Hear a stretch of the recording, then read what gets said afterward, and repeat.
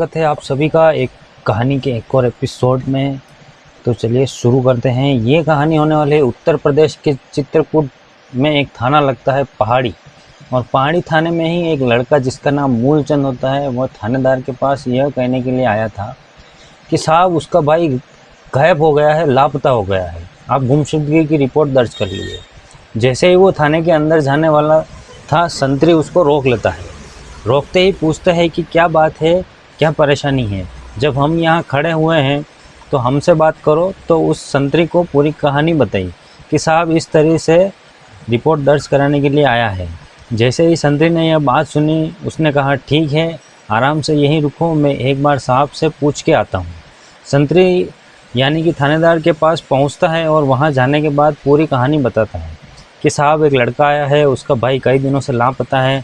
पहले से ही थानेदार किसी बात को लेकर गुस्से में बैठे हुए थे। उसने संतरी की तरफ घूरते हुए गुस्से में कहा कि मेरे पास कोई यही काम थोड़ी है, एक काम करो, जाकर उससे कह दो कि कुछ देर इंतज़ार करें फिर बात करना। अब ऐसी स्थिति में जो लड़का मूलचंद आया था, वह सुबह से शाम हो जाती है लेकिन उसका नंबर नहीं आता, और थानेदार कब थाने से गायब हो जाते हैं यानी किसी काम से निकल जाते हैं, पता ही नहीं चलता।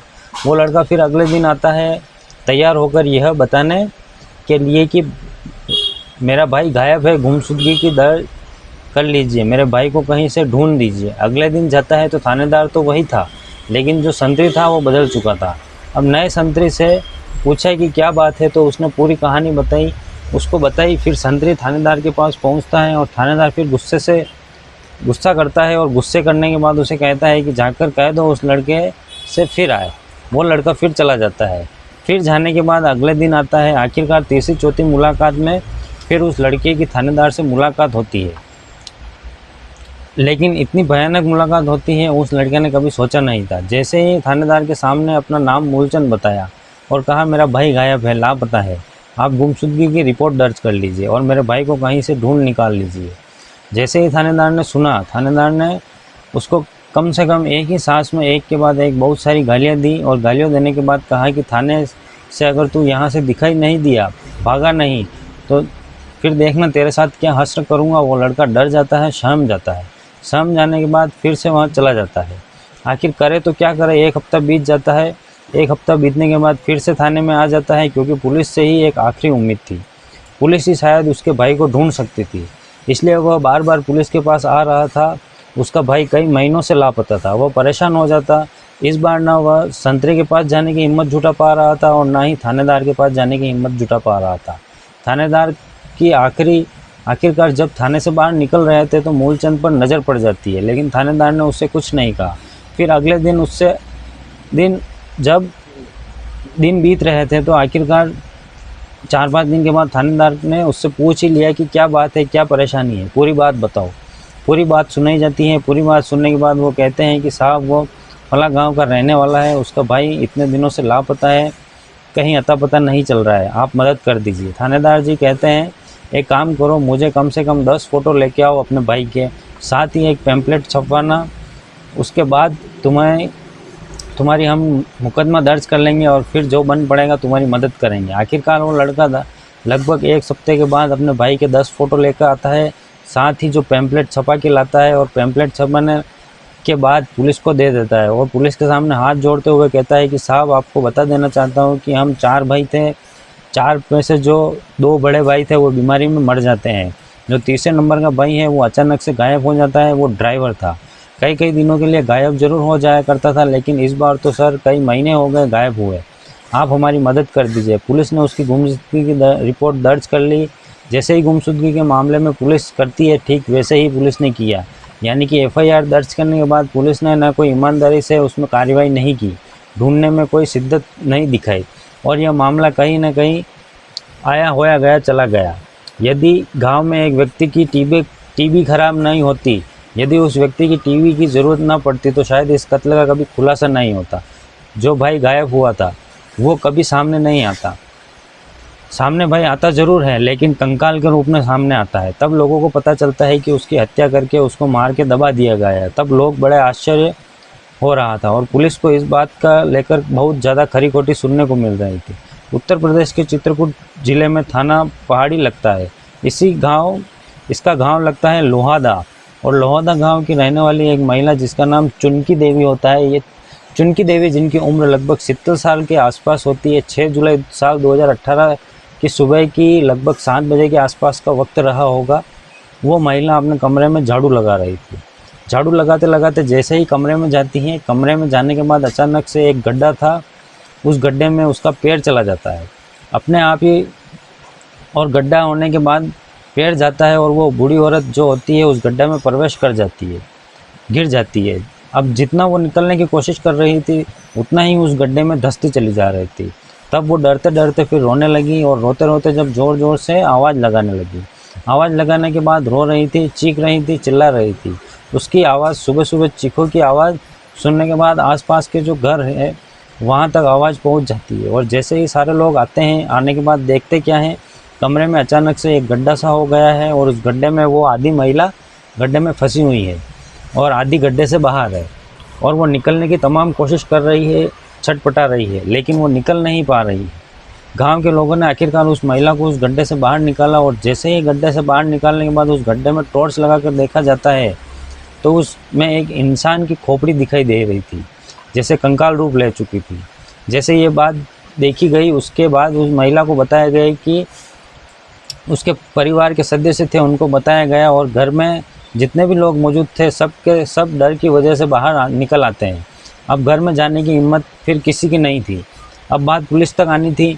जब पुलिस की बात पहुंचाने की आती है तो चुनकी देवी और उनका बेटा मूलचंद कहा कि बेटा एक काम करो, थाने चलते हैं। तो मूलचंद पहले से ही घबराया हुआ था, क्योंकि पुलिस उसके साथ काफ़ी बदतमीजी कर चुकी थी, गाली दे चुकी थी।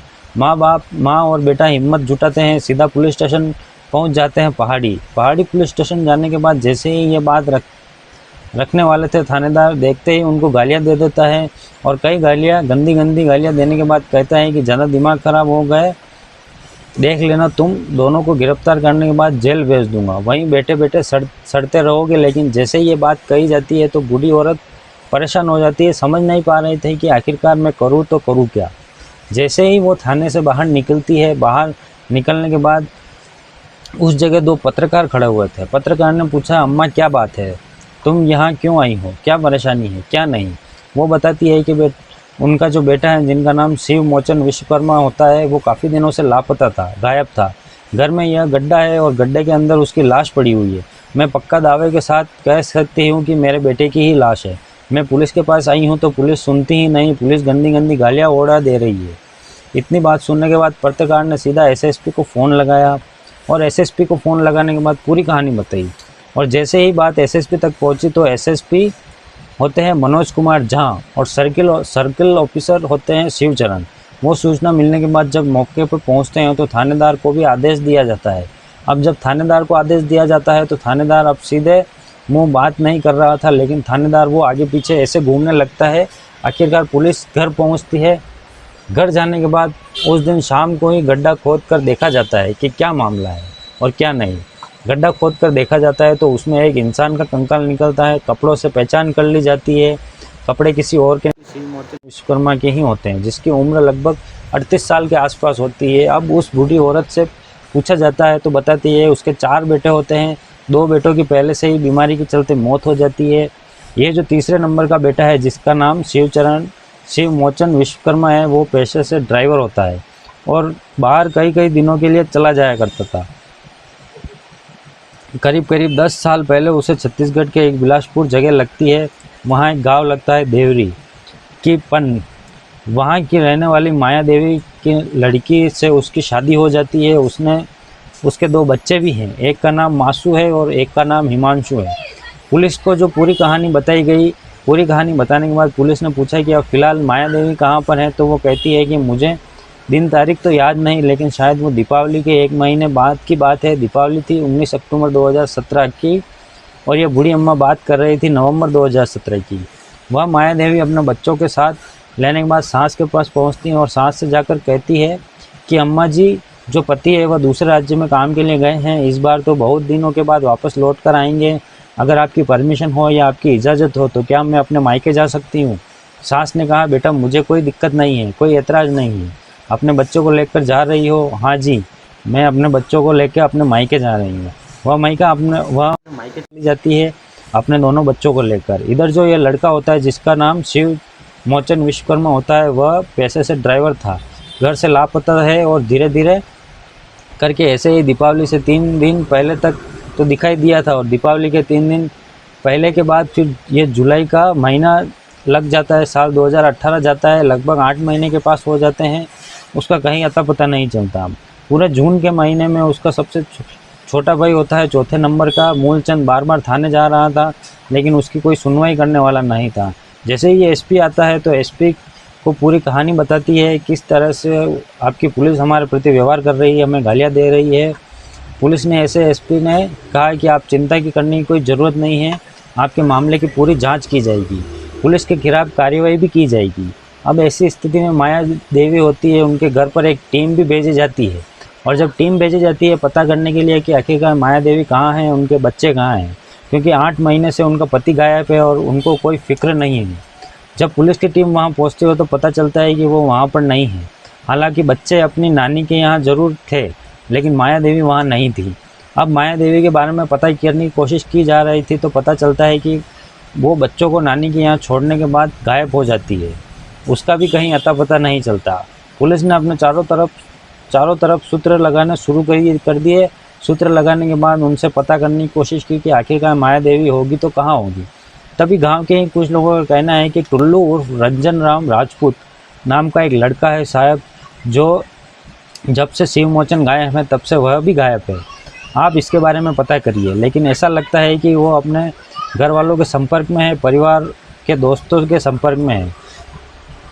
पुलिस ने ऐसे सूत्र लगाए और पता करने की कोशिश की, किसी के नंबर पर बातचीत होती है।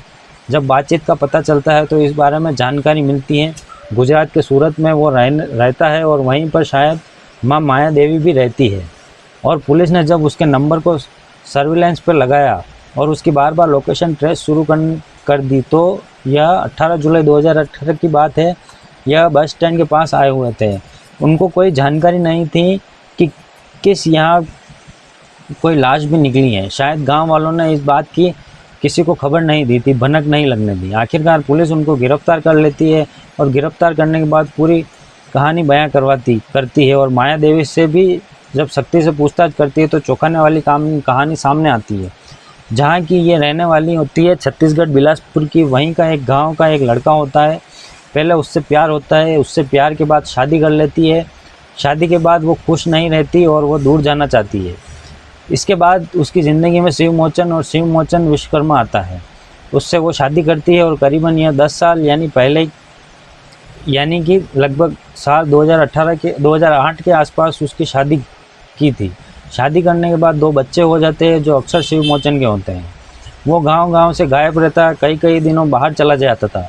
गांव का ही एक कम उम्र का लड़का था जिसका नाम टुल्लू होता है, टुल्लू उर्फ रंजन राजपूत।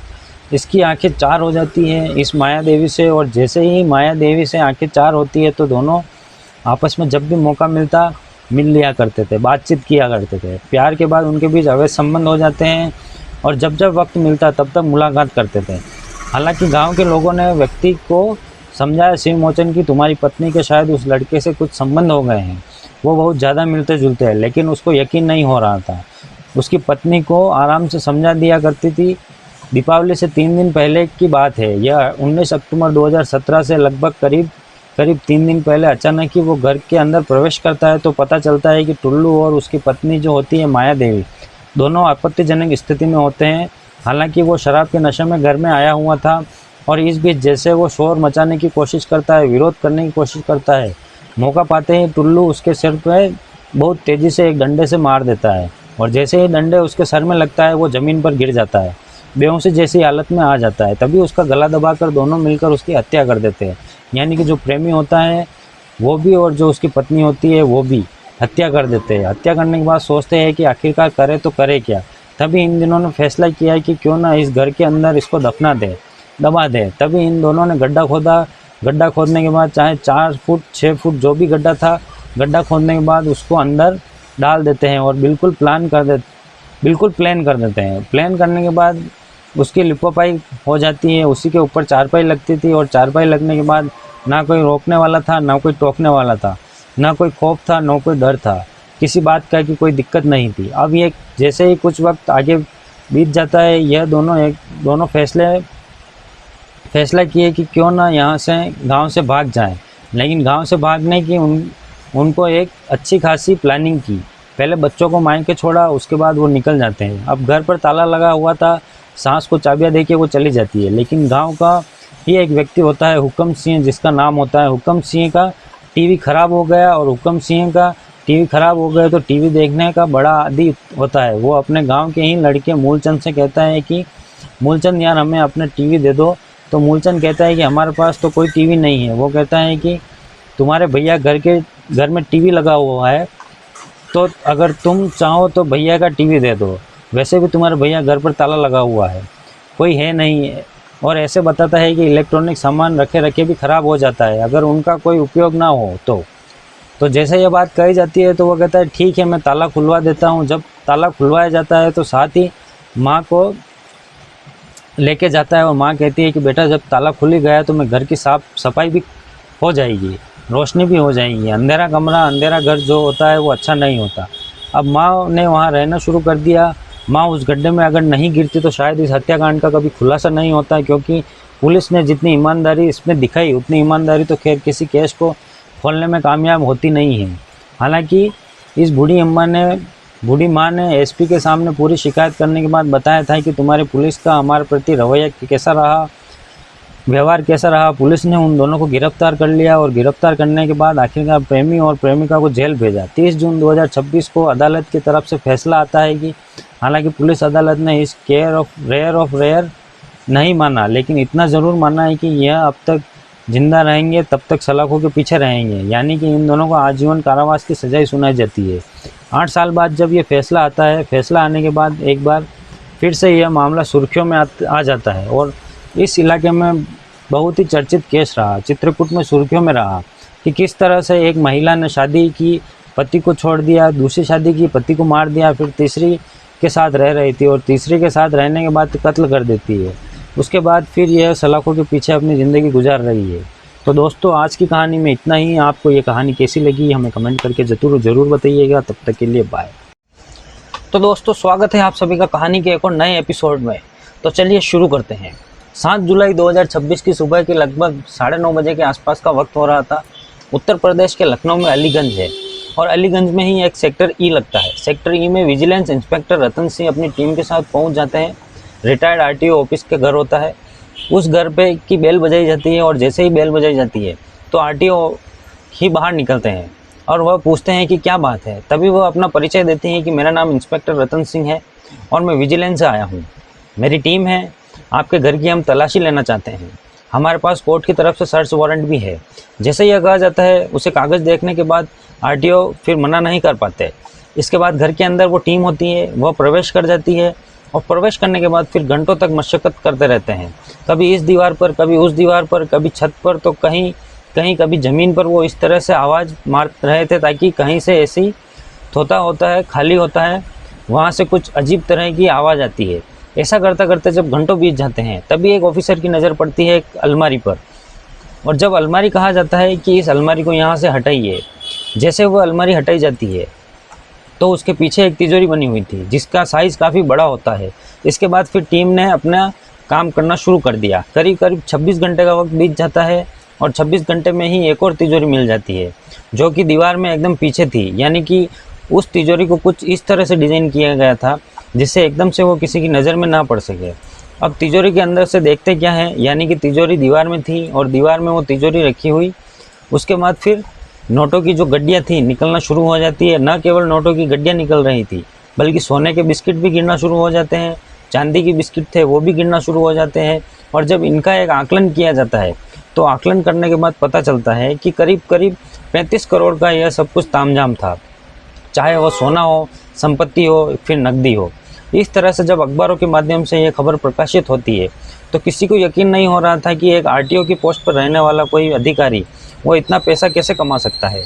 यह केस खुलासा होता है। इस खुलासे की पूरी कहानी क्या है, आज इस कहानी के माध्यम से समझने की और जानने की कोशिश करते हैं। पूर्व आरटीओ ललित कुमार की कहानी शुरू होती है उत्तर प्रदेश के कानपुर से। जब यह आरटीओ के पद पर नहीं बल्कि आरआई के पद पर थे, तब एक व्यक्ति ने आवेदन किया हुआ था ड्राइविंग लाइसेंस के लिए। जैसे ड्राइविंग लाइसेंस के लिए आवेदन करता है तो सारी प्रक्रिया पूरी हो जाती है, लेकिन उससे 300 रुपये की रिश्वत मांग ली जाती है। हालांकि उसने इस बात का विरोध किया तो कुछ कहासुनी भी हो जाती है। जब कहासुनी हो जाती है तो उस व्यक्ति को बुरा लगता है, लेकिन उसने हिम्मत नहीं हारी। उसने उच्च अधिकारियों को पत्र लिखना शुरू कर दिया। महज 300 की बात नहीं थी, बल्कि उस व्यक्ति के मान सम्मान की बात थी। जब उसने पत्र लिखना शुरू किया तो वह पत्र पहुंच जाता है उत्तर प्रदेश के लखनऊ के परिवहन आयुक्त के पास।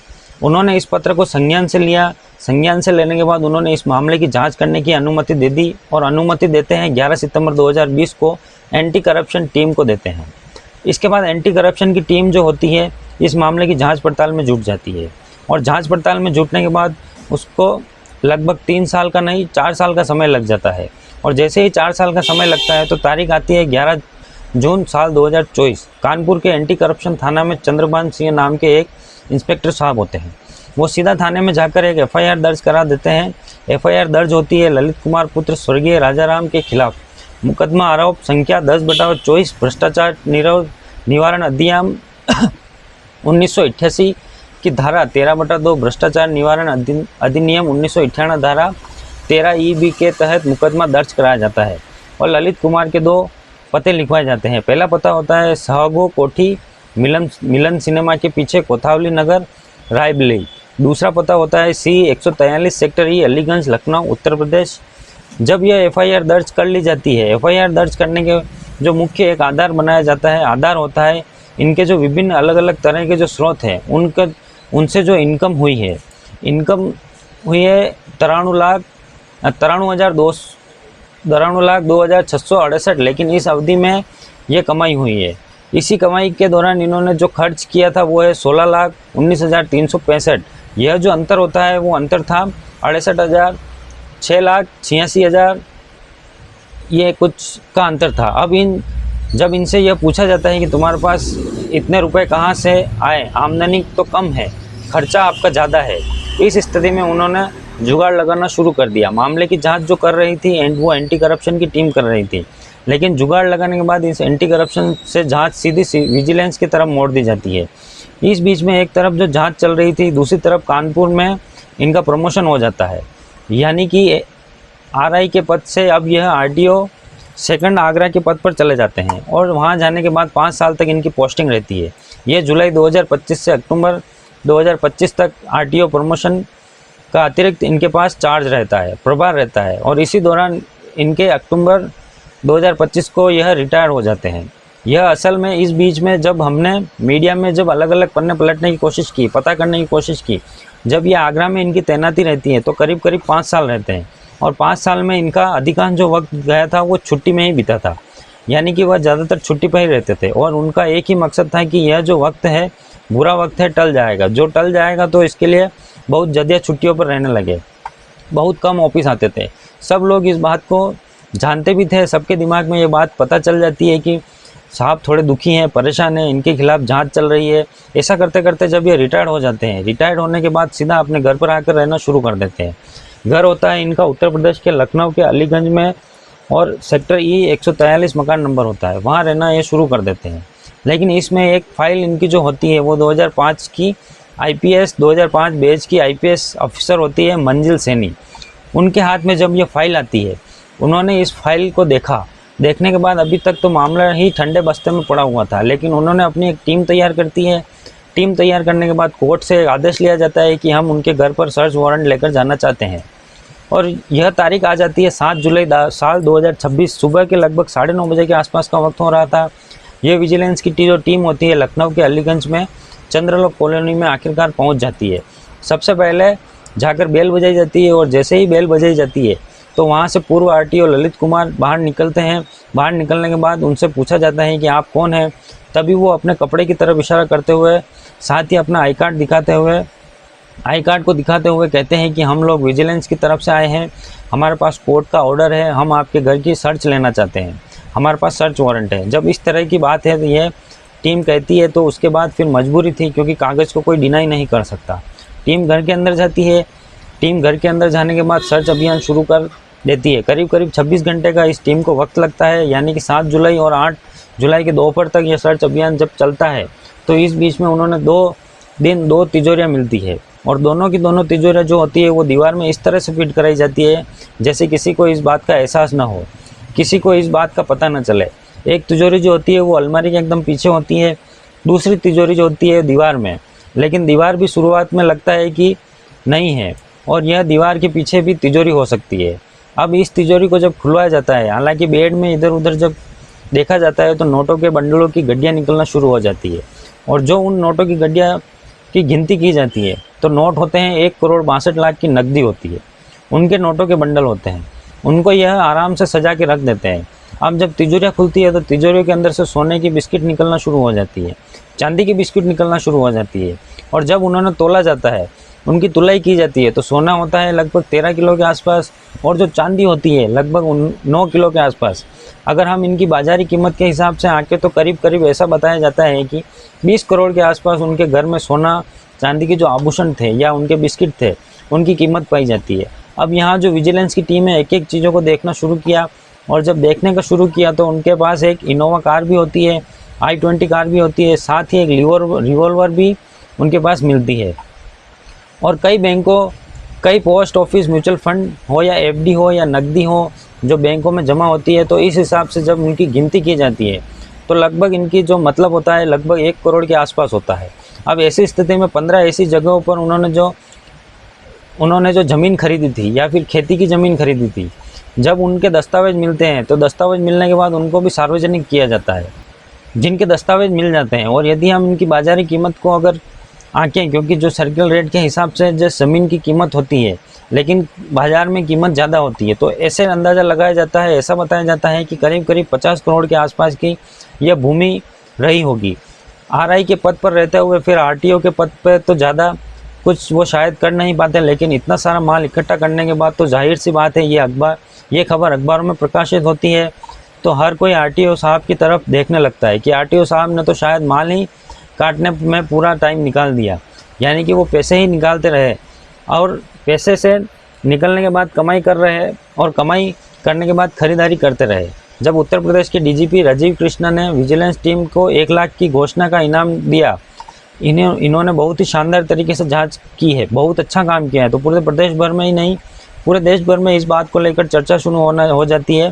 दरअसल ये रहने वाले तो मूलतः होते हैं रायबरेली के और ज़्यादा अच्छा परिवार नहीं होता, साधारण सा परिवार होता है और साधारण से परिवार में रहते हैं। उन्होंने जीआई से पढ़ाई शुरू की। शुरुआत में तो पहले रोडवेज में फोरमैन के तौर पर जॉब कर रहे थे, बाद में एआरटीओ दफ्तर में पहुंच जाते हैं आरआई के पोस्ट पर, इसके बाद प्रमोशन हो जाता है और ये आरटीओ बन जाते हैं, लेकिन फ़िलहाल रिटायर हो गए। और बताने वाले बताते हैं कि डीएल के नाम पे इन्होंने बहुत ज़्यादा उगाई की, साथ ही वाहनों की जो फिटनेस उसके नाम पे भी बहुत ज़्यादा उगाई की और अपनी गाड़ी ले जाने के बाद जब चेकिंग किया करते थे कहीं किसी भी हाईवे कभी तो यहाँ से भी इन्होंने नोट की एक तरह से कह सकते हैं कि छपाई की थी, ना कि कटाई की थी। और इस तरह से करते रहे। जब इनसे पूछा जाता है कि इतना सारा संपत्ति आपके पास कहाँ से आया है, तो आरटीओ साहब जो रिटायर हो चुके हैं ललित कुमार कहते हैं कि साहब मुझे ससुराल से गिफ्ट मिला है। ऐसे ससुराल अगर काश हमें भी मिल जाता तो हम भी करोड़पति हो जाते, लेकिन क्या करें, यह आरटीओ साहब को ऐसी ससुराल मिली लेकिन वो उसका सटीक जवाब नहीं था। हालांकि उन्होंने यह जवाब देने की कोशिश की, वो अब तक खामोशी ज़्यादा से छाई हुई है। और साथ ही जो विजिलेंस की टीम है या फिर और अन्य टीम जैसे ईडी हो सकता है, अब ईडी की भी नज़र हो, इनके रिश्तेदार हो, परिवार में जितने भी सदस्य हो, बच्चे हों या फिर इनकी जानकारी में हो, सब अब शायद उनकी भी जांच पड़ताल होना शुरू हो जाएगी। आखिरकार किस किस के नाम इन्होंने बेनामी संपत्ति अर्जित की है। हालांकि अभी तक इस बात में कोई दावा यह नहीं हुआ है कि किस के नाम इन्होंने बेनामी संपत्ति की होगी। जो भी है इनको वो इर्द गिर्द ही होती है। अब इस मामले की जांच पड़ताल तो हो रही है और पूरे देश में इस बात को लेकर चर्चा भी हो रही है, लेकिन हम अपनी वीडियो के माध्यम से एक बात ज़रूर कहेंगे, अब चाहे मंत्री हो, एमएलए हो या फिर एमपी हो, आईएएस अफसर हो या एआईपी अफसर हो या विभिन्न विभागों में तैनात कोई भी अधिकारी हो, क्लर्क हो, इन सभी की जांच करा लीजिए। मैं कहता हूँ कि 80% लोग वैसे ऐसे ही हैं, कहते हैं ना कि हमाम में सब नंगे। बहुत सारे आपको ललित कुमार मिल जाएंगे, उनके पास भी अंकुत संपत्ति मिल जाएगी। नहीं मिलेगी तो आप जांच करा के देख लीजिए, हो सकता है कि 20% लोग ही ईमानदारी से अपना काम कर रहे हो। अगर मंजिल सैनी ने इस मामले को इतनी गंभीरता से नहीं लिया होता तो ललित कुमार का यह भांडाफोड़ तो कभी नहीं होता। इसलिए दोस्तों ईमानदारी से काम करते रहो, क्योंकि सरकार की तरफ से शायद आदेश हो जाए कि जितनी भी संपत्ति इन्होंने अर्जित की है नंबर 2 के तरीके से उनको जब्त कर लिया जाए। यदि जब्त हो जाएगी तो पानी की कमाई फिर सरकार के पास पहुंच जाएगी और फिर सरकार किसी न किसी गरीब का भला करने की सोचेगी। हालांकि सरकार में रह कर ही लोग लुटाई करते हैं। तो दोस्तों इस आज की कहानी में इतना ही। हम मिलते हैं किसी नई कहानी के साथ, तब तक के लिए बाय। तो दोस्तों स्वागत है आप सभी का कहानी के एक और नए एपिसोड में। तो चलिए शुरू करते हैं। करीब 45 साल की एक महिला अपने ऑफिस से जब घर की तरफ जा रही थी तो रास्ते में एक थार कार जैसे सामने से आ रही है। तो उस महिला ने थार को देखा और थार को देखते ही उसे ऐसा एहसास होने लगता है जैसे कि यह उसके ऊपर आ जाएगी, यानी कि उसको मार देगी। उस वक्त महिला ने सूझबूझ से काम लिया और सूझबूझ से काम लेने के बाद सड़क से एकदम नीचे उतर जाती है। और जैसे ही नीचे उतरती है फिर थार को मजदूरी में आगे निकलना पड़ जाता है। थार आगे निकल जाती है, लेकिन उस महिला को ऐसा लग रहा था जैसे क्या थार आज उसको मार ही डालती। जब घर पहुंचती है डरी हुई थी, सहमी हुई थी। घर जाकर अपने परिवार रिश्तेदार जो जानकार थे उनसे बातचीत करती है और कहती है कि आज तो बस जान से बच ही गई, मौत को बहुत करीब से दिखाया। जिसने उससे ये बात कही उन्होंने कहा कि थोड़ा समय ख़राब चल रहा है और इस समय को टलने दो, इसलिए बड़ा सोच समझ के जब वो चलो तो देखभाल के चलो, सड़क के किनारे चलो, बार बार सड़क की तरफ मत जाओ, इसलिए थोड़ा ध्यान रखो। उस महिला ने अपने घर से निकलना एक तरह बंद कर दिया और इस बात को धीरे धीरे करके 1 महीने का वक्त हो जाता है। जब वह बहुत ही ज़रूरी होता था तब निकलती थी, बेतरू के करीब हिसाब से घर से नहीं निकलती थी। लेकिन उस महिला को निकलने के लिए पहले उससे घर का शीशा तोड़ा जाता है। शीशा तोड़ने के बाद उसके घर पर नींबू फेंका जाता है। उसके बाद फिर मिर्च, जो हरी मिर्च होती है वो फेंकी जाती है और टोना टोटका करना शुरू कर दिया जाता है। मकसद था क्योंकि वो थार जो था उसमें कातिल बैठा हुआ था और कातिल का जो मकसद था कत्ल करना था, लेकिन उसका मकसद यही था क्योंकि जो महिला सड़क पर आएगी तभी वो उसकी हत्या करेगा। और वो महिला है कि अपने आप को उस घर में कैद कर लिया। उस महिला को घर से बाहर निकालने के लिए एक काले रंग की गुड़िया होती है, वो उसके घर में फेंकी जाती है। और जब उसके घर में फेंकी जाती है साथ ही नारियल होता है काले रंग के कपड़े में, और कपड़े में रखने के बाद उसको कलावा से बांधा जाता है, सिंदूर लगाया जाता है और उसके घर में वो फेंक दिया जाता है। जैसे ही वो महिला घर में ये फेंका जाता है 27 जून 2026 की बात होती है। महिला को ये बात पता चलती है नहीं पता चलती है, लेकिन उसकी मजबूरी बन जाती है घर से बाहर निकलना। और जैसे ही वो महिला घर से बाहर निकलती है गाड़ी आती है। गाड़ी आने के बाद उसका रोड एक्सीडेंट कर देती है और उसका कत्ल हो जाता है। अभी तक इसके लोग समझ रहे थे कि यह हादसा है, लेकिन जैसे ही पुलिस ने इनकी कड़ियों को जोड़ना शुरू किया तो यह कत्ल निकलता है। और कत्ल भी बहुत ही भयानक रूप में। इस कत्ल के पीछे की जो वजह निकलती है उत्तर प्रदेश ही नहीं बल्कि पूरे भारतवर्ष में इसको लेकर घर घर में चर्चाएं होना शुरू हो जाती है। यदि हम यह कहें कि आज जो इस दौर में सबसे चर्चित घटनाओं में से ये एक घटना बन गई है तो यह कहना गलत नहीं होगा। कत्ल क्यों हुआ, किसने किया और इसके पीछे की क्या कहानी है, आज इस कहानी के माध्यम से आप जानने और समझने की कोशिश करते हैं। 3 जुलाई 2026 की शाम 4:45 के आसपास का वक्त हो रहा था। राजस्थान के प्रदेश जयपुर में प्रतापनगर थाना क्षेत्र है। एक महिला जिसकी उम्र लगभग 45 साल के आसपास होती है वो आराम से घर की तरफ जा रही थी। और जैसे ही घर की तरफ जा रही है तो पीछे से एक बहुत ही तेज़ रफ्तार से एक स्कॉर्पियो कार आ रही है। महिला 60 फुट के रोड पर चल रही है और रोड पर बिल्कुल एकदम से किनारे पर, यानी कि जो रास्ता है वो बिल्कुल सुनसान रास्ता है। ना कोई सामने से वाहन आ रहा है, ना कोई पीछे से वाहन आ रहा है, ना इस रास्ते पे कोई भीड़ है। बिल्कुल एकदम सुनसान जैसा इलाका है। और उस महिला ने अपने आप को इतना प्रोटेक्ट किया कि बिल्कुल सड़क के किनारे चल रही थी और अपनी साइड में चल रही थी, कोई गलती नहीं कर रही थी। लेकिन फिर भी जब स्कॉर्पियो कार आती है वो स्कॉर्पियो कार ने आकर इतनी तेज़ के साथ वो टक्कर मारती है। टक्कर जैसे ही लगती है वो महिला फुटबॉल की तरह हवा में उड़ जाती है। और जब हवा में उड़ती है तो उसके बाद जब ज़मीन पर आकर गिरती है तो जो वो स्कॉर्पियो कार होती है वो तेज़ी गति के साथ आगे निकल जाती है। धमाके की जो आवाज़ होती है, आवाज़ को जो आसपास के लोग होते हैं वो भी सुन रहे थे। और सबसे ज़्यादा बहुत नज़दीक सड़क के किनारे पर बैठे हुए एक बाप और एक बेटा जो मजदूरी कर रहे थे उनको इस बात का सबसे ज़्यादा एहसास होता है। क्योंकि जब जैसे ही स्कॉर्पियो कार गुजर रही है उसने मुश्किल से मुश्किल 1 या 1.5 फुट का ही फैसला रहा होगा। बाप और बेटे एकदम से हवा में उछल जाते हैं डर की वजह से और वो बहुत ज़ोर ज़ोर से चीखना और चिल्लाना शुरू कर देते हैं। क्योंकि उन्हें भी मौत का बहुत से करीब से देखा था। साथ ही उस महिला को जो ज़मीन पर पड़ी हुई तड़प रही है, उसको भी उन्होंने बहुत करीब से देखा। और उसके बाद जब उन्होंने चीखना चिल्लाना शुरू किया तो आसपास के जो लोग हैं वो धमाके की आवाज़ सुनने के चीखों को सुनने के बाद मौके पर पहुंच जाते हैं। जैसे ही मौके पर पहुंचते हैं, आकर देखते क्या है, काले रंग की साड़ी पहनी हुई एक महिला है और वह दम तोड़ देती है, यानी कि हैंड टू हैंड ही मौके पर उसकी मौत हो जाती है। और जैसे ही मौके पर मौत होती है, लोगों ने उसे देखा। देखने के बाद उसको देखते ही पहचान लिया और पहचानते ही कहा कि ये औरत तो एक वशिष्ठ साहब की पत्नी है, यानी कि विजय वशिष्ठ की पत्नी नीरज शर्मा जिसका नाम है। उम्र जिसकी लगभग 45 साल के आसपास है, जो कि जयपुर के प्रतापनगर थाना क्षेत्र में रविंद्र नगर कॉलोनी की निवासी होती है। उसके घर पर सूचना दी जाती है, लोग दौड़कर उसके घर पर पहुंचते हैं। उधर तो लोग उसके घर पर जाकर सूचना दे रहे थे, इधर पुलिस कंट्रोल रूम में फ़ोन किया जाता है 112 नंबर पर कि यहाँ पर एक एक्सीडेंट हुआ है और एक्सीडेंट बहुत ही भयानक हुआ है, जितना जल्दी हो सके पुलिस को भेज दीजिए। अब 112 नंबर की पुलिस आती है, नज़दीकी पुलिस स्टेशन की टीम आती है। आने के बाद इस महिला की लाश को कब्जे में लिया जाता है और कब्जे में लेने के बाद पोस्टमार्टम के लिए भेज दिया जाता है। जैसे ही महिला का पोस्टमार्टम होता है, पोस्टमार्टम से बिल्कुल ही क्लियर हो जाता है कि रोड एक्सीडेंट हुआ है, बहुत ज़ोरदार टक्कर लगने की वजह से इस महिला की मौत हुई। परिवार वालों को जो लाश थी वो सुपुर्द कर दी जाती है। अब यहाँ पे ये लाश को लेकर सीधा पहुँच जाते हैं अपने घर पर। घर पर आते हैं तो परिवार हो, रिश्तेदार हो, सब के सब लोग यह फैसला करते हैं कि जो मूल गांव है वहाँ की तरफ चलते हैं, वही अंतिम संस्कार करते हैं। जो रिश्तेदार हैं, परिवार के लोग हैं, जानकर सभी के सभी लोग वहाँ पर जुट जाएंगे। भरतपुर में एक जगह लगती है सेवर, सेवर के रहने वाले हैं, वहीं पर इनका अंतिम संस्कार करने का फैसला किया जाता है। बस जब अंतिम संस्कार हो रहा था तो सब के सब लोग बस एक ही बात की चर्चा कर रहे थे, और चर्चा इस बात पर कर रहे थे कि जो विजय वशिष्ठ थे, दरअसल इसलिए क्योंकि साल 2025 में उनको एक ब्रेन हेमरेज होता है, और ब्रेन हेमरेज होने के बाद उनको घर लाया जाता है, और घर लाने के बाद फिर उनकी मौत हो जाती है। दरअसल वो एलडीसी की पोस्टिंग होती है, जो कि हाई कोर्ट में एक तरह के क्लर्क थे, और वो क्लर्क की पोस्टिंग पर नौकरी कर रहे थे। उनकी एक पत्नी जिसका नाम होता है नीरज शर्मा, एक बेटी जिसका नाम आयुष शर्मा, जिसकी उम्र लगभग 23 साल के आसपास, 16 साल का एक उनका बेटा होता है, जो कि मानसिक रूप से थोड़ा कमज़ोर है। यह सुखी परिवार है, सब कुछ करोड़पति परिवार है, किसी भी चीज़ की कोई कमी नहीं। लेकिन जैसे ही विजय वशिष्ठ की मौत होती है, विजय वशिष्ठ की मौत के होने के बाद इस परिवार पर जैसे कि दुखों का पहाड़ टूट जाता है।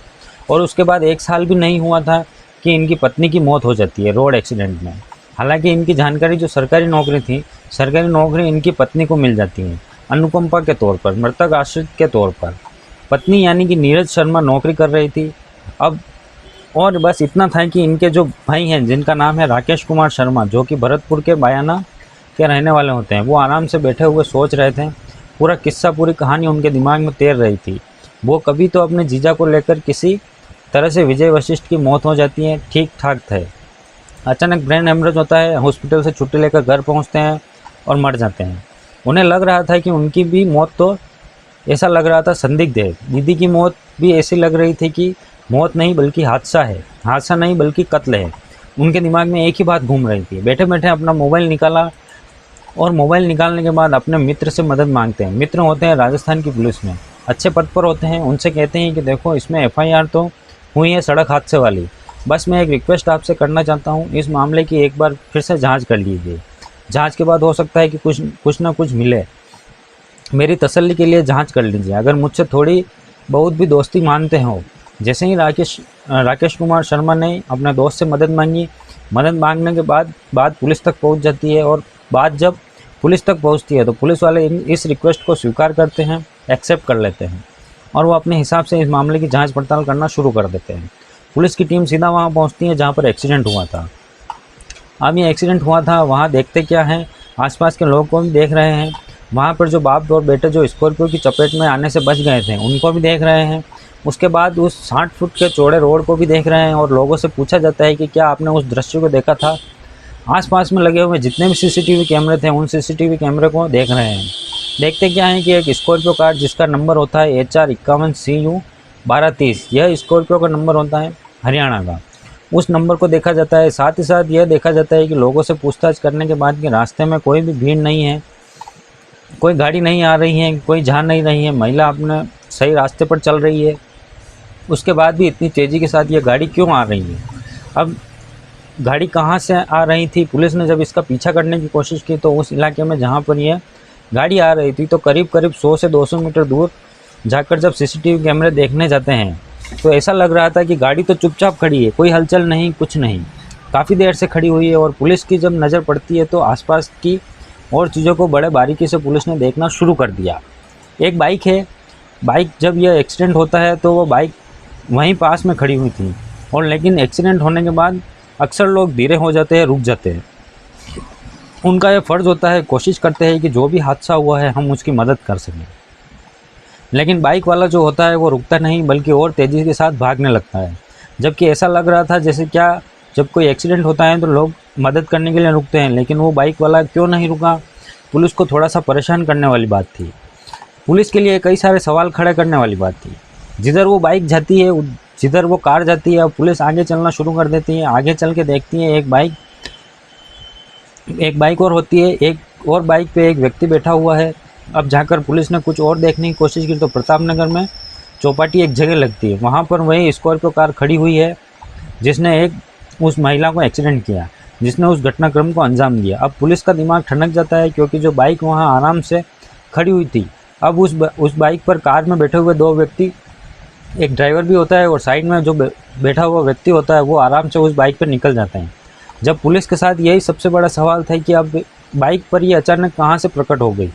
साथ ही जो स्कॉर्पियो कार में बैठे हुए हैं दो जने, उनको कैसे बाइक वाला अपने साथ बिठा कर ले जाएंगे, क्योंकि बाइक करीब इसलिए बैठाते हैं कि गाड़ी चलने में असमर्थ हो जाती है। जब टक्कर लगती है तो स्कॉर्पियो का जो पहिया होता है नहीं आया, वह फंसने जैसी स्थिति में होता है, यानी कि वो ठीक से चल नहीं पा रही थी। उन्होंने जब पुलिस ने उस गाड़ी को देखा तो लावारिस हालत में खड़ी हुई थी। गाड़ी का नंबर होता है HR51C 1230, लेकिन 1230 जो नंबर होता है इस पर मिट्टी लगी हुई थी। अब पुलिस के दिमाग में कुछ और भी सवाल आते हैं कि आखिरकार मिट्टी लगाकर इस नंबर को छुपाने की कोशिश क्यों की गई। तो पुलिस ने फिर इससे पड़ताल करना शुरू कर दिया। हरियाणा का नंबर होता है, पुलिस की टीम बनाई जाती है, टीम के बनाने के बाद सीधा हरियाणा भेजा जाता है टीम को। और जब पुलिस हरियाणा पहुंचती है तो इस गाड़ी के मालिक के पास पहुंच जाती है और गाड़ी के मालिक से पूछा जाता है कि तुम्हारी जो स्कॉर्पियो कार है उससे एक्सीडेंट हुआ है, इसके बारे में तुम्हारे पास क्या जानकारी है। वो कहता है कि साहब मुझे तो कुछ नहीं पता, लेकिन एक हेमंत नाम का एक लड़का मेरे घर पर आता है, 36,000 रुपये मुझे देता है, किराए पर गाड़ी लेके जाता है। अब वही जाने, मुझे तो इसके बारे में कुछ जानकारी नहीं। लेकिन जैसे ही गाड़ी के मालिक से उसका नाम पता लिया जाता है, नंबर लिया जाता है, तो पुलिस अब हेमंत के पास पहुंचती है। जब हेमंत को पुलिस ने सख्ती से बातचीत करना शुरू किया तो कहता है कि साहब मैं कुछ नहीं जानता, ज़्यादा जानकारी मुझे नहीं है। आकाश शर्मा ने मुझसे गाड़ी मांगी थी, वही उस दिन गाड़ी चला रहा था और उसके साथ गाड़ी में अरविंद नाम का लड़का बैठा हुआ था। अब पुलिस ने अरविंद को पकड़ा, पुलिस ने आकाश शर्मा को पकड़ा, और जैसे ही इनको पकड़ने के बाद पुलिस सख्ती से इनकी बातचीत करती है तब नाम आता है मोहन स्वरूप। मोहन स्वरूप जो कि राजस्थान प्रदेश के भरतपुर का सेवर लगता है, वहाँ का रहने वाला होता है। पुलिस का जो दिमाग था वो घूम जाता है, पुलिस खुद चक्कर में आ जाती है। सेवर का रहने वाला है, नाम इसका मोहन स्वरूप है। दरअसल यह जो महिला का एक्सीडेंट हुआ, महिला जो मारी गई, वो तो उसका सगा जेठ है। और जब सगे जेठ का नाम आता है तो पुलिस ने उस जेठ को भी अपने कब्जे में लिया। और जब तक पुलिस ने 6 लोगों को हिरासत में ले लिया और सीधे उन्होंने थाने ले जाकर ले आती है। सबके सब थाने में बैठे हुए हैं। अब पुलिस ने आगे पड़ताल करती है तो एक नाम और सामने आता है। वह नाम होता है 23 साल की आरुषि, जो कि नीरज की यानी कि नीरज शर्मा जो महिला जिसकी मौत हुई है, मरी है, तो उसकी बेटी होती है। अब पुलिस जाती है तो वो लड़की कहती अब पुलिस जाती है तो वो लड़की है, वो अपने घर पर है, थोड़े बेसुध हालत में है, परेशान है। उसकी माँ मर चुकी है, अब इस दुनिया में नहीं है। एक साल पहले उसके पिताजी मर चुके हैं। तो उसकी जो परेशानी देखने के बाद पुलिस वाले कहते हैं कि साहब आपको बड़े साहब ने बुलाया है, आपको थाने चलना होगा। बड़े साहब वाली बात आती है, एकदम से लड़की बिखर जाती है, बिखरे हुए कहती है कि तुम्हें पता नहीं तुम किससे बात कर रहे हो। लड़की जब ये कहती है तो पुलिस वाले कहते हैं कि हम समझे नहीं किससे बात कर रहे हैं। वो कहती है कि कानून की भाषा में मैं भी जानती हूँ, लो कर रही हूँ, लो के स्टूडेंट हूँ, इसलिए आप मुझे ऐसे बात नहीं कर सकते। एक तो मेरी माँ मरी है, उसके बाद फिर मुझे थाने बुलाया जा रहा है। जो भी काम है आप यहाँ आकर मुझसे कर लीजिए, मैं थाने नहीं जा सकती। अब पुलिस वाले भी होशियार थे क्योंकि उन्हें बहुत सारी चीज़ें की जानकारी हो चुकी थी। पुलिस वाले कहते हैं कि बेटा आपको परेशान होने की ज़रूरत नहीं है, जब आपको थाना सामने बुलाएंगे तो कुछ कागज़ों की फॉर्मेलिटी होगी, वो कागज़ आपके भविष्य में काम आ सकते हैं। अब जैसे ही क्या ये नौकरी है, जो आपके पिताजी की नौकरी आपकी माँ को मिली और माँ की नौकरी आपको मिल सकती है, क्योंकि ये कागज़ अगर आपके पूरे होंगे। जैसे ही उस लड़की ने यह बात सुनी, एकदम से तैयार हो जाती है, थाने पहुंच जाती है। और थाने जाने के बाद जब पुलिस वाले उसे बिठाते हैं, उसे पानी पिलाते हैं, उससे पूछा जाता है कि चाय पिएंगी है कि नहीं, तो लड़की कहती है कि नहीं नहीं, चाय वाय कुछ नहीं पीनी। अब जब लड़की को ऐसा लगने लगता है तो बड़े इम्तिहान सा होना लगता है कि ये सब कुछ बिल्कुल नॉर्मल है। तभी लड़के से कहा जाता है कि बेटा बस एक सवाल पूछना था। सवाल यह है कि तुमने अपनी माँ की हत्या क्यों कराई, इसके पीछे की वजह क्या है। जैसे ये बात कही जाती है, लड़की फिर से बिफट जाती है, एकदम गुस्से में आ जाती है और पुलिस के सामने वो एकदम से गुस्से में बात करने लगती है। तभी पुलिस वाले कहते हैं कि ज़्यादा एक्टिंग करने की ज़रूरत नहीं है, तुम्हारी सब एक्टिंग का भांडाफाड़ हो चुका है। जो तुम्हारे सगे ताऊ जी हैं वो लॉकअप में बंद है, जाकर देख सकते हो। लड़की को जब ये दिखाया जाता है तो सगे ताऊ जो मोहन होते हैं, उनके मोहन स्वरूप वो लॉकअप में थे। अपने ताऊ को देखती है, साथ ही उस आकाश शर्मा नाम के लड़के को देखती है जो गाड़ी चला रहा था, साथ ही उसके बराबर में बैठे हुए अरविंद को देखती है जो गाड़ी में बैठा हुआ था। उस रोहित जटाओ को देख रही थी, जो रोहित जटा बाइक पर रेकी कर रहा था। उस मोहित शर्मा को देखती है जो दूसरी गाड़ी में बैठा हुआ था। उस हेमंत को देखती है हेमंत शर्मा ने जिस स्कॉर्पियो का कार का इंतज़ाम किया था। अब वो गिर चुकी थी, क्योंकि जो सब के सब थे, सारी कड़ियाँ मिल चुकी थी। उन कड़ियों को अब जोड़ना बाकी था। बस यह पता करना था कि आखिरकार इस लड़की ने कत्ल क्यों करवाया। जब इस तरह की बात आती है तो वो एकदम से बहुत ज़्यादा गुस्से में आ जाती हैं और गुस्से में एकदम तिमतमाई हुई थी। हालांकि उसको पानी पिलाया जाता है, उसको ठंडा करने की कोशिश की, लेकिन गुस्से में जब होती है तो उसके बाद फिर वो पुलिस के सामने पूरी कहानी बयां कर देती है। कहती है कि साहब, मेरे पिताजी का पिछले साल देहांत हो गया था, यानी कि ब्रेन हेमरेज होता है, वो मर जाते हैं। मारे जाने के बाद घर में गमी का माहौल था। जब गमी का माहौल था, मैं अपनी माँ के पास जाती हूँ, माँ से हाथ जोड़ के कहती हूँ कि माँ, जो पिताजी की नौकरी है वो मैं करना चाहती हूँ। पिताजी, आज इस दौर में सरकारी नौकरी मिलना कितना मुश्किल काम है। अगर तुम मुझे इजाज़त दो, तो मुझे परमिशन दो, तो मैं यह नौकरी हासिल कर लूँ तो कैसा रहेगा। बेटी 23 साल की होती है, इंटरव्यू कर चुकी थी, अभी आगे की पढ़ाई करना बाकी थी। माँ अपनी बेटी से कहती है कि बेटा, तेरी खुशी के लिए कोई दिक्कत नहीं है, अगर तू नौकरी करना चाहती है तो आराम से कर सकती है, कोई दिक्कत नहीं है, कोई परेशानी नहीं है। माँ ने इस बात की अनुमति दे दी, और जैसे ही माँ ने इस बात की अनुमति दी तो यह बात रिश्तेदारों के कानों तक पहुँच जाती है। और जैसे ही रिश्तेदारों के कानों तक ये पहुँचती है तो रिश्तेदार आके कहते हैं कि नीरज, तुम बहुत गलत काम कर रही हो, तुम्हारी बेटी पढ़ने में इतनी होशियार है, अपनी बेटी को उससे वकालत करवाओ, वकालत के बाद जज बनाओ, उससे भी बहुत बड़े ओहदे पे पहुंचाऊं, तुम्हारे पास किसी चीज़ की कमी नहीं होगी। जो तुम्हारा 16 साल का बालक है, दरअसल वो मानसिक रूप से कमज़ोर है, और बेटी की नौकरी लग जाएगी, वो शादी हो जाएगी, अपने ससुराल चली जाएगी, तुम्हारा जीवन यापन कैसे होगा, तुम्हारे बेटे की ज़िंदगी कैसे कटेगी। तुम्हारे बेटे को रोज़ जो फिजियोथेरेपी की ज़रूरत पड़ती है, डॉक्टर के पास जाना पड़ता है, तुम्हारे लिए एकदम दिक्कत खड़ी हो सकती है। जब उसको मोटिवेट किया जाता है नीरज शर्मा को, तो नीरज शर्मा मान जाती है और वो फैसला करती है जो कि पति की जो नौकरी है वो बेटी को ना लेकर मैं खुद लूँगी। जब इस तरह की बात आती है तो वो बेटी की नौकरी नहीं लगने देती और खुद नौकरी कर लेती है। इस बात को लेकर बेटी ने बेइंतहा विरोध किया। जब बेइंतहा विरोध करती है, विरोध करने के बाद माँ और बेटी के अंदर फिर फसाद होना शुरू हो गया, झगड़ा हो गया। और जब झगड़ा होता है तो माँ बेटी आपस में दूर दूर रहने का फैसला कर लेती है। जहाँ तो एक दूसरे से दोस्त की तरह व्यवहार करते थे, एक दूसरे से मिलते थे, बातचीत करते थे, प्यार करते थे, लेकिन यह सब प्यार फाकुर हो जाता है। फाकुर इसलिए हो जाता है क्योंकि माँ नौकरी करने लगती है और बेटी को वो बाप की सरकारी नौकरी मिलती नहीं, इसलिए वो अपने पुराने वाले घर पर चली जाती है, जो कल्याण नगर 3rd में घर है। पिताजी का पुराना मकान विजय वशिष्ठ का मकान है, जो कि माँ के नाम आता है। उस घर में रहना शुरू कर देती है, और उसी में जो उसका ताऊ जी का बेटा है जिसका नाम बलराम है, वो भी रहना शुरू कर देता है। अब यहाँ रहते रहते वो बहुत ज़्यादा गुस्से में रहना शुरू कर देती है। जनवरी की ये बात है, जनवरी में आराम से वो रह रही थी और धीरे धीरे वक्त आगे बढ़ रहा था और माँ के प्रति उसकी नफरत बढ़ रही थी। करीब करीब 1 महीने पुरानी बात है, यानी कि जून 2026 की बात है। वो अपने भाई से कहती है कि भाई, तुम्हें पता है कि भरतपुर रोड पर हमारे 5 बीघा ज़मीन है, आज उसकी कीमत कितनी है? करीब करीब 1 करोड़ के आसपास उसकी कीमत है। बलराम यह बात सुनता है। बलराम कहता है कि दीदी कैसी बात कर रही हो? वो बोली, मैं बात नहीं कर रही हूँ, मैं बात बता रही हूँ। अगर ये 5 बीघा की ज़मीन तुम्हारे नाम हो जाए तो देखो तुम भी करोड़पति हो सकते हो। वो कहता है कि दीदी अगर ऐसा हो जाए तो कितना बढ़िया रहेगा। जब ये बात कही जाती है तो उसने कहा कि कुछ काम करना पड़ेगा, और तुम्हें पता है कि जो हमारा घर जिसमें हम रह रहे हैं कल्याण नगर थर्ड में, इसकी कीमत 2 करोड़ के आसपास है, और जो हमारा नया वाला घर है रविंद्र नगर में, उसकी भी कीमत लगभग 1 करोड़ के आसपास है। यानी कि हमारे पास आज की तारीख में कम से कम 1 करोड़ की संपत्ति है, बाकी चीज़ रही अलग। तो बलराम यह बातें सुनने के बाद कहता है कि दीदी तुम कहना क्या चाहती हो। वह कहती है कि मैं माँ को रास्ते से हटा दूँ, माँ की सरकारी मुझे मिल जाएगी, दोनों घर मुझे मिल जाएंगे, और 5 बीघा ज़मीन तुम्हें मिल जाएगी। जैसे बलराम ने यह बात सुनी, बलराम को दिन में भी सपने दिखाई देने लगते हैं। अब वह अपने को करोड़पति जैसा फील करने लगता है। सीधा अपने पिताजी के पास जाता है। मोहन के पास जाने के बाद कहता है कि पिताजी एक बहुत ही शानदार फैसला है, यानी कि एक बहुत ही शानदार आइडिया है, इस पर काम करते हैं। और जब बात काम करने की आती है तो पिताजी को पूरी कहानी सुनाई जाती है। पिताजी भी तैयार हो जाते हैं। तभी पिताजी भरतपुर की तरफ जाते हैं और यह एक हेमंत नाम के लड़के से बातचीत करते हैं, और हेमंत से कहते हैं कि हेमंत यार एक काम करना है, तुम्हें जो तुम्हारा छोटा भाई है उसकी जो पत्नी है जिसका नाम नीरज है, उसको रास्ते से हटाना है। वह कहता है कि साहब पैसे लगेंगे, इसके लिए बोलो कितने पैसे लगेंगे।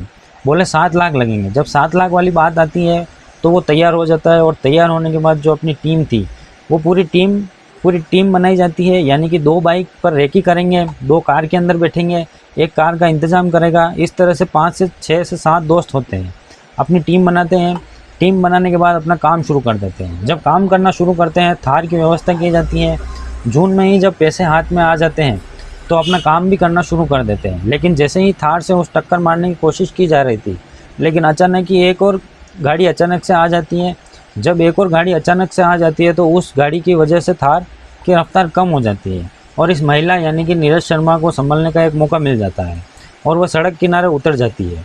यदि वो कार अचानक से एक और नहीं आई होती तो थार कार उसको टक्कर मार देती और पहले ही मर जाती, और शायद इतना सब कुछ नहीं होता, और इसका भी शायद खुलासा।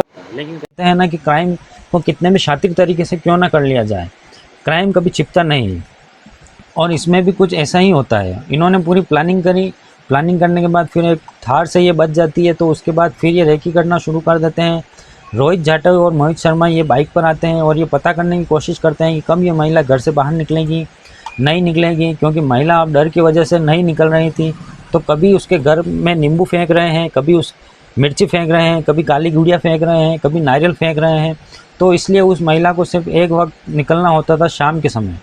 वो अपने बेटे को फिजियोथेरेपी कराने के लिए जब जाया करती थी तो बेटे के साथ लेके जाती थी। और ऐसे ही 3 जुलाई 2026 की शाम 4:45 के आसपास का वक्त अपने बेटे को फिजियोथेरेपी के लिए छोड़कर आती है और वापस घर आ रही थी। तब उस कार ने ज़बरदस्त तरीके से टक्कर मारी, और टक्कर मारने के बाद उसके मौत के घाट उतार दिया। सब उसे हादसा समझ रहे थे। पुलिस ने जब कड़िया को जोड़ना शुरू किया, इसके पीछे की वजह सरकारी नौकरी और प्रॉपर्टी की बात सामने आई। पुलिस ने सभी को गिरफ्तार किया, और गिरफ्तार करने के बाद सभी को जेल भेज दिया। लेकिन बेटी का जो क्रूर चेहरा था लोगों के सामने आता है, तो लोग इस क्रूर चेहरे को देखकर एकदम हैरानी में पड़ जाते हैं। हो क्या रहा है इन बच्चों पर। उस बेटी ने अपनी उस माँ को मौत के घाट उतारा है जिसने उसको 9 महीने पेट में रखा, और जिस माँ ने उसको पाला पोसा, उसके लायक बनाया। अच्छी खासी ज़मीन थी, करोड़ों की ज़मीन, करीब 14 करोड़ के आसपास की ज़मीन थी। यदि उस बेटी को अपना करियर बनाना था, कुछ करना था, तो एक घर बेच देती, कुछ भी तैयारी कर लेती, कुछ भी बिजनेस कर लेती। क्या सरकारी नौकरी से ही सब कुछ ज़िंदगी हासिल करनी थी? लेकिन उसने यह सोचा नहीं था कि बात खुलेगी और ज़िंदगी सलाखों के पीछे गुजरेगी।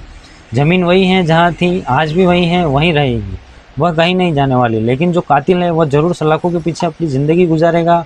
और दोस्तों, इस घटनाक्रम ने पूरे देश को हिला कर रख दिया, लोगों को सोचने पर मजबूर कर दिया कि इस लड़की इतनी शातिर कैसे हो सकती है।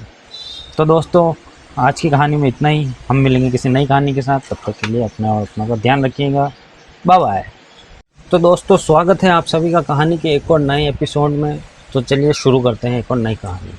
एक प्राइवेट हॉस्पिटल के अंदर एक नर्स काफ़ी देर से मरीज के जो रिश्तेदार साथ में आए हुए थे उन्हें ढूंढ रही थी, तलाश कर रही थी, लेकिन कोई मिल नहीं रहा था। नर्स बहुत ज़्यादा परेशान हो जाती है, और परेशान होने के बाद आखिरकार उसी मरीज़ के पास आकर बैठ जाती है। इसी बीच में जो मरीज़ के रिश्तेदार हैं, जो उनके साथ आया हुआ लड़का है, वह आता है। उसके हाथ में एक पॉलीथीन होती है, और पॉलीथीन में कुछ दवाइयाँ रखी हुई थी। जैसे वो नर्स के आगे वो दवाइयाँ रखता है, तो नर्स पूछती है कि क्या तुम इनके साथ हो? लड़का कहता है कि हाँ, मैं इन्हीं के साथ हूँ। जैसे ये बात कहा जाती है, नर्स को एकदम गुस्सा आ जाता है। हालांकि वो कहती कुछ नहीं है, लेकिन दवाइयाँ लेने के बाद उस लड़के से कहती है कि आप बाहर जाइए। अब यहाँ जो मरीज़ है, उसके जो भी इंजेक्शन लगाना है या दवाइयाँ देनी है, वो नर्स अपना काम करना शुरू कर देती है। और इसी बीच में बातचीत का सिलसिला शुरू हो जाता है। जैसे मरीज़ से पूछा जाता है कि वह लड़का जो तुम्हारे साथ है, वो तुम्हारा क्या लगता है? तो मरीज कहता है कि वह मेरा कुछ नहीं लगता, हम तो बस यूं ही बाज़ार के लिए निकले थे और ई रिक्शा हमारा पलट जाता है, जिसकी वजह से चोट लगती है।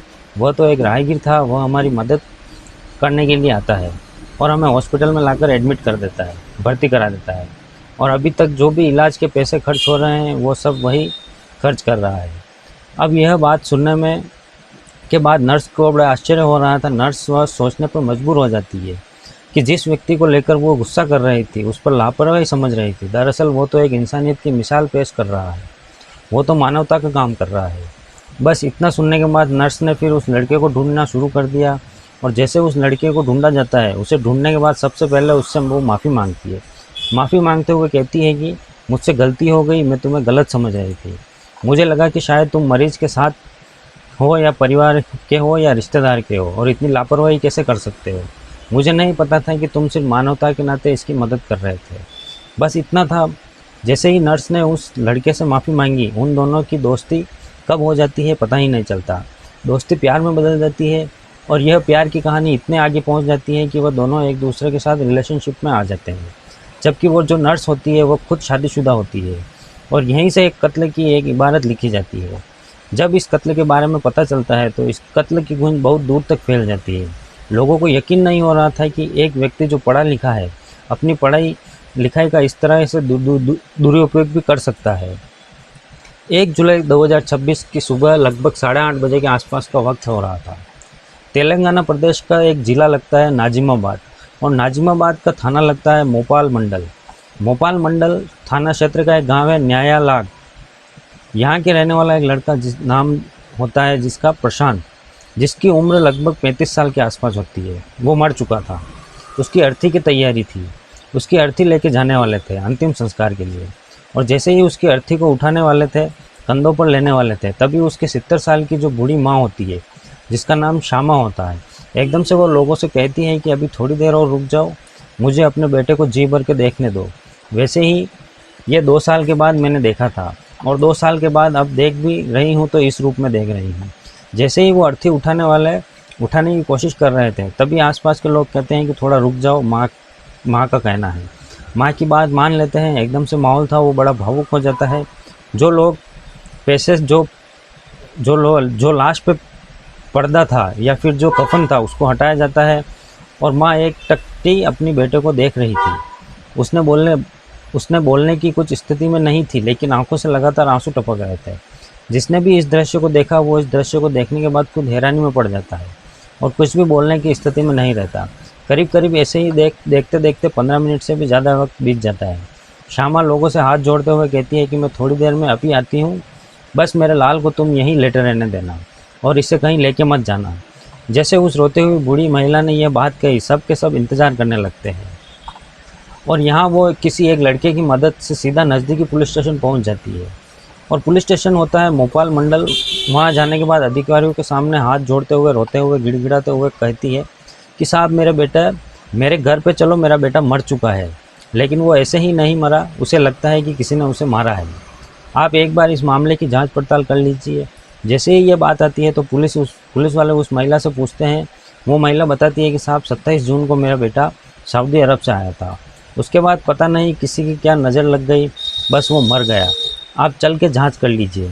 जैसे ही रोती हुई महिला उस थानेदार से ये बात कहती है, थानेदार को वहीं उस महिला को देखकर तरस आ जाता है।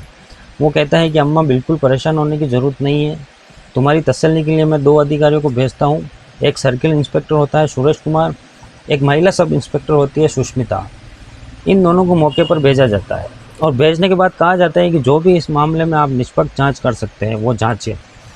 साथ ही जो महिला से एक ताहिर ले ली जाती है, ताहिर के आधार पर एक मुकदमा दर्ज कर लिया जाता है। इसके बाद पुलिस वाले घर पहुंचते हैं। घर जाने के बाद जैसे ही देखते हैं, वहां पर पहले से ही बहुत बड़ी संख्या में लोगों का जमघट लगा हुआ था। क्योंकि जो डेड बॉडी थी प्रशांत की, उसको अंतिम संस्कार के लिए ले जाने वाले थे और अंतिम संस्कार होते होते रुक जाता है। इसके बाद पूरे गांव में चर्चा का विषय बन जाता है कि आखिरकार श्यामा ने ऐसा क्यों किया, कि जब कुछ तैयारी हो चुकी थी तो फिर पुलिस बुलाने की क्या ज़रूरत थी, ऐसा क्या बात थी। तभी पुलिस वाले जब जांच पड़ताल करते हैं, पड़ताल करने के बाद बताया जाता है कि जो उसकी पत्नी, जिसका नाम संध्या होता है, प्रशांत की पत्नी संध्या से बातचीत की जाती है, जो पेशे से नर्स होती है। उससे पूछा जाता है, तब वो बताती है कि साहब ये 27 जून 2026 को यहाँ पर आए थे, 29 जून 2026 को यहाँ बैठकर आराम से शराब पी रहे थे और पहली मंजिल से गिर जाते हैं। गिरने की वजह से वे गंभीर रूप से चोटें लग जाती है। इसके बाद हम इन्हें हॉस्पिटल लेके जाते हैं, फिर प्राइवेट हॉस्पिटल में इनको एडमिट कराते हैं, लेकिन इनकी तबीयत में कोई सुधार नहीं हो रहा था और 30 जून 2026 को इनकी मौत हो जाती है। जैसे ही पुलिस वाले ये बात सुनी, यह बात पूरा गांव जानता था, पूरे गांव को यही बात पता थी। अब यही बात पुलिस को पता थी। वो वहाँ पर सिर्फ एक श्यामा नाम की एक ऐसी महिला जो उस बेटे की माँ होती है, उसको ही यकीन नहीं हो रहा था। वो बार बार पुलिस वालों के सामने हाथ जोड़ते हुए रिक्वेस्ट करते हुए कहती है, साहब जांच कर लीजिए, कुछ तो पता कर दीजिए, मेरी तसल्ली के लिए ही सही।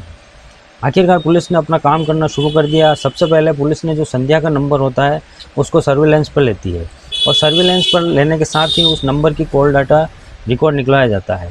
जैसे ही कॉल डाटा रिकॉर्ड निकलाया जाता है तो उससे पता चलता है कि संध्या है वो अपने पति से बहुत कम बात करती है, लेकिन पास के ही एक गांव का कॉलोनी है जिसका नाम है इंदिरापुरा कॉलोनी का रहने वाला एक लड़का होता है अनिल से बहुत सारी बातें होती है। जब उससे पूछा जाता है कि अनिल से क्या बातचीत होती है, तो पुलिस ने अब इस CDR को बड़ी बारीकी से देखना शुरू कर दिया। बारीकी से जब पुलिस ने इन CDR को देखा तो 29 तारीख को जब वह शराब पीता है या फिर घर में इस तरह का हादसे होते हैं, तो इस बीच में न केवल इस इंदिरापुरा के रहने वाले अनिल से बातचीत हुई, बल्कि गांव के ही रहने वाला एक और लड़का होता है जिसका नाम बंटी होता है, जिसकी उम्र लगभग 24 साल के आसपास होती है, उससे भी बातचीत हुई थी। अब पुलिस ने बंटी को भी हिरासत में ले लिया और साथ ही जो अनिल होता है उसको भी हिरासत में ले लिया। और संध्या थी, वह पुलिस के रडार में पहले से ही थी। पुलिस ने अब इन तीनों से अपने तरीके से बातचीत करना शुरू किया, सख्ती से पूछताछ करना शुरू किया। तब जो संध्या होती है वह भी टूट जाती है और साथ ही जो यहाँ अनिल होता है वह भी टूट जाता है और जो तीसरा लड़का होता है जिसका नाम बंटी होता है वह भी टूट जाता है। कहानी शुरू होती है करीब 6 साल पहले।